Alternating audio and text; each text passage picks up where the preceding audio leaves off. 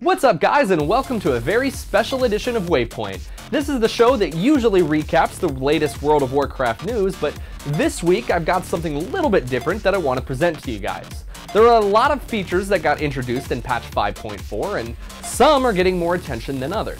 Flex rating seems to be a huge success, and a lot of people are finding themselves lost in the Timeless Isles. But one of the newest features that seems to be getting very little attention, but is stirring up a huge amount of controversy, is the Proving Grounds. Proving Grounds were a new feature that were added to the game to help introduce class playstyle to new players, as well as be a testing ground for people who are looking to try out a new spec. Because of this tutorial nature, a lot of people took the level of difficulty for granted, and assumed that clearing gold would be as easy as knowing how to play one's class. And while this is still very much the case, a lot of players are finding it much more difficult to get through once they step inside. Now, let's stop right here for a moment. I'm not even going to point fingers at the internet. I'm going to use myself as an example. I play a feral druid, and I've almost played nothing else since I first started playing the game. I've been a server-first raider during Burning Crusade and Wrath of the Lich King, and I take great pride in knowing the class that I play.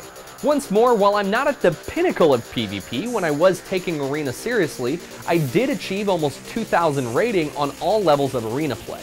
I'm good at what I do, and I feel that I play a very competent feral druid, and I've been studying all of the ways that it's changed since I started playing the game. So it was infuriating to me when patch 5.4 launched, and I found myself hitting a brick wall on DPS Gold mode's difficulty for Proving Grounds. It didn't make sense to me. In fact, based on everything I've learned in my 7 years of playing, I found it impossible for feral druids to complete it because it involved too much of what feral druids are weakest at: target switching.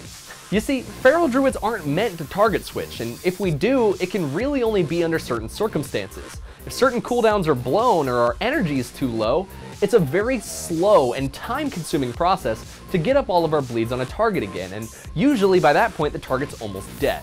However, this is where I think that the Proving Grounds really excelled at teaching someone who's very much a veteran a new way of thinking to play their class. What's to follow is my personal experiences and guide for feral druids on how to overcome the Proving Grounds on Gold mode difficulty. I can't promise that this will help any other class that's struggling out there, but I can offer insight into a different way of thinking that might help other classes out in overcoming this challenge themselves. So let's jump into it, take a look, and see what I learned. First, I want to set this all up. So the first thing to know is that healers are obviously the roughest part to this. And the first thing to understand when trying to clear Proving Grounds is that on Gold difficulty, for any class in the game, you want to use the game mechanics to your advantage here. The biggest frustration I had when trying to clear the DPS trial is the unexpected or unwanted heal that basically destroyed all my progress on an illusion that I was trying to kill. As feral druids, we spend a lot of energy trying to kill something, and as soon as we're energy starved, we're done. So obviously a heal is a very intrusive thing to being able to clear this. However, fortunately, there's actually a way to trick the healers into healing the wrong target that's least important by DPSing the wrong target first. So at the start of most rounds, the healer will begin to cast the moment that you start doing damage to a target. But if you start the wave by damaging a different target than the one you want to kill, the healer will waste his heal on that target and leave you about a good 5 to 6 seconds that to kill the illusion that you want to while the heal's on cooldown. Hopefully, this trick will help any of you that are trying to DPS and having trouble with this Gold difficulty. So the next big step to clearing Gold is utilizing the Berserker buffs properly. Throughout the difficulty, berserking damage buffs will actually spawn. I believe they're on waves 5 and 7. These buffs will spawn on the sides of the room and give you an additional damage to help clear and assist in basically getting through a difficult wave. The big thing that I learned here is it's important to note that when these buffs spawn, they last for the remainder of the encounter. You don't have to use them on the wave that they spawn, and I thought this for probably the first 10 to 15, maybe even 20 attempts that I did, and finally I was just like, you know what, I'm having trouble, I need this at later waves. I tried saving them and they'd stay, so you can use these on any wave that you want, at any moment that you want once they spawn. If you're having trouble with a certain wave, try saving the buff like I did here. If you're a feral druid like me, my recommendation to you guys is that you use them only when I say to in this guide. Next up, Feral Druid specifically, bleeds. Completing the Proving Grounds as a Feral Druid has to do with bleeds. Multi-target bleeds was the only way I was able to clear this. This is where Proving Grounds really kind of goes wrong for the Feral Druid rotation. Target swapping is incredibly difficult for Feral Druids, and once they're energy starved, as I said before, it's almost impossible to get your rotation up in a timely manner. You don't have Tiger's Fury anymore, you're just sitting there waiting for your energy to come back, and you just can't keep the DPS up. Because of this, some Feral Druids, and even myself at a certain point, might find that gold rank is impossible, but with a little rethinking, it actually becomes completely manageable. Now, I'm not saying that, what's to follow is a good or effective DPS rotation for Feral Druids. This is kind of the problem that I have with them. They're not teaching you the proper way to play, but they did teach me more about understanding my class. However, I do think what Blizzard did here with Proving Grounds is they created a challenging puzzle that each class kind of has to solve how they're supposed to effectively clear gold difficulty using the tools that they have. So for Feral Druid, that piece of the puzzle is solved through bleeds. Short, quick bursts that are spread over multiple targets at low combo points. In fact, most of the smaller illusions can actually be killed with one rake and one rip as long as there's no healer present. This keeps the energy cost per kill extremely low and allows you to focus attention on multiple targets that allow Feral Druids to clear the gold difficulty. The next major thing that Feral Druids have to understand is Savage Roar. Savage Roar is a monumental ability for any Feral Druid. I don't think I need to tell you that. If I'm telling you that, you might want to go read up on your rotation. Savage Roar has to be up. Anything you do while it isn't active is going to do 30% less damage, and that includes the damage that your bleeds are ticking for. Having Savage Roar up for everything you do is important, and it's the only way that the Rake Rip combo will kill an illusion on its own. This means it's incredibly important to have as much Savage Roar going into the next round as possible. Now, to do this, you need to clear each wave with about 5 to 15 seconds to spare and leave one illusion alive to farm combo points. Do not kill this illusion. You want to use this so that you can refresh Savage Roar as close as possible to the start of the next round and have as much energy as possible, so get the target low, but try not to kill it until the final 5 seconds. If you happen to kill the illusion early, try and wait about 1 to 2 seconds before activating Savage Roar. But don't wait too long, because if you miss the combo points and you end up with a 12-second Savage Roar, that's going to be much less than the 5 to 10 seconds that you would have lost on a full combo point Savage Roar for waiting for the timer round to finish. So if you need to, use it early, but try to use it as late as possible. The final component to clearing gold difficulty on a Feral Druid lies within Tiger Fury. Tiger Fury is a super important ability that not only increases your energy temporarily, but also increases the damage of your bleeds if it's applied while it's active. With a 30-second cooldown, it's super important to only use this at the start of a wave, as you're going to either need it for extra damage or the initial burst to start another round.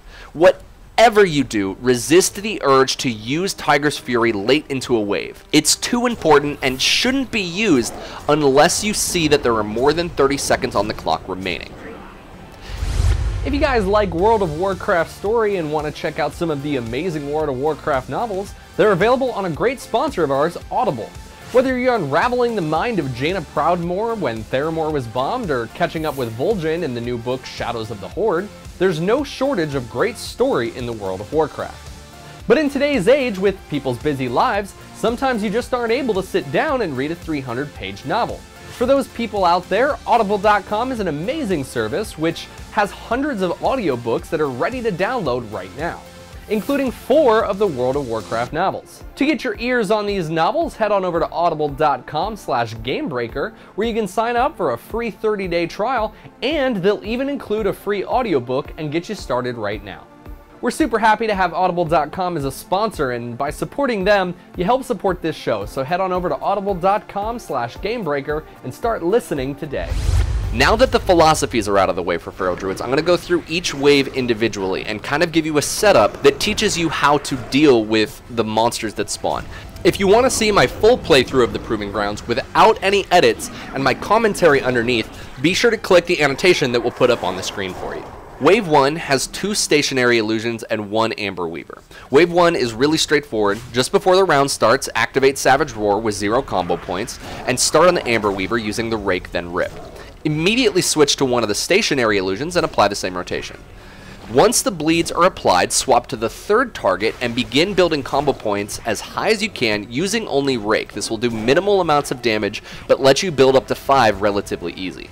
Remember, it's important to keep the illusion alive until the last couple seconds, and then activate your 5-point Savage Roar at the start of the next wave. Wave 2 has 1 Banana Tosser and 1 Weaver. Wave 2 is basically introducing you to the Banana Tosser, and in my guide, this is always going to be the very first target of any wave you encounter it. Since this is only Wave 2, it's still very forgiving, so just kill the Banana Tosser and then refocus on the Amber Weaver. Like before, build up your combo points and let your energy bar reset, but if you're really lucky, you can time the Amber Weaver ball to be summoned right before the round rolls over. If this happens, let the ball materialize before finishing off the illusion and activating Savage Roar. Now for the final few seconds, kite the ball over to where the Mystic for round 3 is going to spawn for an easily secured kill on the Banana Tosser during round 3. Wave 3 has 1 Banana Tosser, 1 Weaver, and 1 Mystic, and Wave 3 is the first test in your ability to burst down the Banana Tosser before the Mystic is able to heal him. This will only be possible if you have full energy, Tiger's Fury, and Savage Roar all up. If all went as planned, the Banana Tosser will be dead and the Mystic's heal will go on cooldown for nothing. If you didn't kill him, you can still recover in this round, so quickly get up your bleeds as fast as possible, and then Rake Rip the Weaver before DPSing the Mystic. This will help you catch up for lost time. If you did secure the kill on the Banana Tosser, turn to the Mystic and burn him down. Once he dies, turn to Rake 5 combo points on the Weaver and restore any energy back to full before finishing the round. Once again, if you get the timing of the Amber Weaver's ball down, save it to start the next round for a great AoE stun.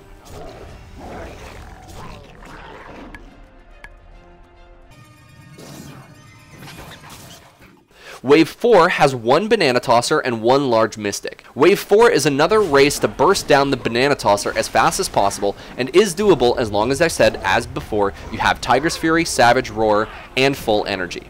Once the Banana Tosser is down, focus on the Mystic once again and make sure not to kill him until 5 combo points are attached and it's the end of the round. Wave 5 has 3 Guardians and 3 Banshees that will periodically spawn throughout the wave. Wave 5 starts with the 3 Guardians spawning at the points of the insignia around the center of the room, and to kill them simply Rake, Rip the first 2, hit Tiger's Fury, and then Rake and Rip the third one. By the time you get the third Rake Rip up, a Banshee will spawn and you should have ample amount of time to burn it down. Typically, Rake Rip will nearly kill, if not kill, its own Guardian. But in your free time from killing Banshees, just make sure that you reapply Rake, and that will make sure that they go down in a timely manner. Wave 6 has a pack of Vermin and 2 Mystics. Wave 6 was the first difficult wave that I hit that I thought it was an impossible wall, and it looks difficult at first, but once you consider the healer strategy that I mentioned earlier, it becomes a lot easier to figure out. Since the healers will heal the lowest target in the room at the start of the wave, use Thrash on all of the Vermin. This will start a bleed onto all of them and cause the healers to waste their heal on them instead of saving themselves. Once they start the heal, start a full rotation of bleeds onto one of the healers, and you should have more than enough time to kill one of these before the healing cooldown is reset. Once you have all of your bleeds up on one of the Mystics, run through the Vermin in bear form and apply a second stack of bleeds with the bear's Thrash. If you have the Rage, you can also use Swipe and that'll help clear this wave faster. From here, it's just a matter of stacking 5 combo points and interrupting the remaining Mystic's heal. If you need to, for safe measure, use any excess energy swiping the Vermin instead of DPSing the Mystic. Wave 7 is a Banana Tosser, 1 Amber Shaper, 1 Guardian, 1 Mystic, and 1 small and 1 large Banshee. Prepping for Wave 7 is super important, and you need to be standing where the Banana Tosser will spawn. Unlike before, clearing this wave is a lot harder to catch up if he gets the heal out on the Banana Tosser, so do everything you can to have full energy, Savage Roar, and Tiger's Fury going at the start of this round. As soon as you kill the Tosser, apply a Rake Rip combo to the Amber Shaper and be ready for a Banshee to spawn. Swap to the Banshee and be looking at the Mystic in case you need to interrupt an upcoming heal. If you have enough time, apply a Rake Rip combo to the Guardian before moving on to the Mystic. A few moments later, another Banshee will spawn, so be ready to turn to it, but by the time you do, the Mystic will have another heal ready, so be ready to switch back on Skull Bash as fast as possible. Once you're on to Wave 8, you're fighting 2 Weavers and 1 Shaw. Wave 8 is the first roadblock that some of you will finally hit, and most of you might find it tempting to blow Berserk on this round. But it's very important that you resist every urge from this point on using Berserk, as it's monumental on clearing the last wave. What will come in handy are any 1 minute on use trinkets, and you will want to blow these as much as possible when appropriate, when you're about to apply a 5-point rip. Start Wave 8 by rake ripping the Shaw to get some initial damage going before turning to do the same to the Amber Weavers. You need to get this extra DPS on the Shaw, even with his damage shield up, to make sure that you can get through the timer without using Berserk. Because of this, you don't want to waste much time on the Amber Weavers here either. Any stun or too much orb kiting will destroy your DPS on the Shaw and make it impossible to finish this round without Berserk. Once the Amber Weavers are out of the way, you should still have a good amount of Savage Roar available to try and get up at least a 5-point rip as fast as possible. But be mindful of the Shaw's damage shield. You not only want to have a good duration of Savage Roar, but you also want to have 5 combo points and a Tiger's Fury for rip the moment that the shield goes down. Once the shield is off, blow all of your short-term cooldowns, including any trinkets, before applying rip.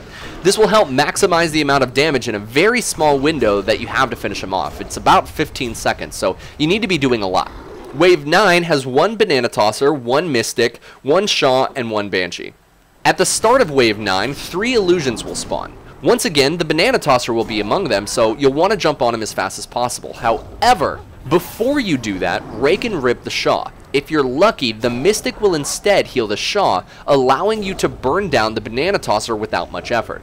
If this doesn't work, then at least you have some initial damage going on the Shaw, which is the highest priority target. Finish off the Banana Tosser and move on to the Mystic, applying Rake then Rip, and then immediately switch back to the Shaw. Let the bleeds kill the Mystic. Try and get into a rhythm as much as possible for your normal single target DPS rotation, and be ready to switch to the Banshee when it spawns. At this time, the Mystic will probably be casting another heal again, so be sure you're ready to interrupt it. Once the Banshee's dead, check the shield timer on the Shaw, and if it's almost down, run over to one of the Berserker buffs that you left on the side of the room. With this buff in hand, blow all short-term cooldowns once again, and make sure to keep Rake Rip up on the Mystic and interrupt any healing. This is your window to kill the Shaw. There will still be about 15 seconds on the timer when he reactivates his shield, giving you plenty of time to clean up the Mystic. So once you kill the Shaw, rebuild your combo points and let your energy bar fill because you're almost at the end. Wave 10 is 1 stationary ad, 1 large Shaw, and 2 Banshees. Start the wave by applying Rake and Rip and go back to your full rotation on the Shaw after. You'll have about 30 seconds to DPS with the Shaw shield up, so using Tiger's Fury to get up your rotation is the best thing to do. Once you get up a 5-point bleed, check on the stationary illusion and apply 1 more Rake Rip if needed. You don't want him alive at the end of the wave because you neglected to add a little bit more damage to him early on. Switch back to the Shaw, but begin to save up your energy for the Banshee that's about to spawn. Swap and kill it quickly, and once you do, go ahead and pick up the last Berserker buff remaining. By the time you get switched back to the Shaw, his shield will be down, so once again, with Savage Roar active, blow everything you can, including Berserk this time, and get up a 5-point rip as fast as possible. With Savage Roar and Berserk already going, and a 5-point rip now applied, use Ferocious Bite whenever you hit maximum combo points for the most amount of damage. With 25 seconds remaining, a final Banshee will spawn. However, remember that the Shaw's shield will eventually come back up, so you want to use this time while you can, and only switch to the Shaw when you have to. So there you guys have it. Because of normalized stats, Pharaoh Druids, if you follow this guide to a T, I can almost guarantee a successful clear of the gold mode difficulty. As for any other classes that are out there, I hope you're able to take something from this guide. I honestly feel that Proving Grounds is a perfectly tuned experience that really tests the limits of each and every class. While some might have it a lot easier than others, I do feel that every class is capable of clearing it. It just might take a little bit of time to rethink through your toolkit. That does it for this week's episode of Waypoint. If you guys haven't watched the show, each week we recap the latest World of Warcraft news, and new episodes go live every Tuesday on the YouTube channel WoW Nation TV. If you want more in-depth discussion about weekly World of Warcraft subjects, be sure to subscribe and check out our hour-long talk show, Legendary. It goes live every Thursday at 8 p.m. PDT at gamebreaker.tv/live. I'm Mike Shaffnet. You guys can follow me on Twitter at Mike Shaffnet. Thank you guys so much for watching, and I'll see you guys at the next Waypoint. Gamebreaker TV.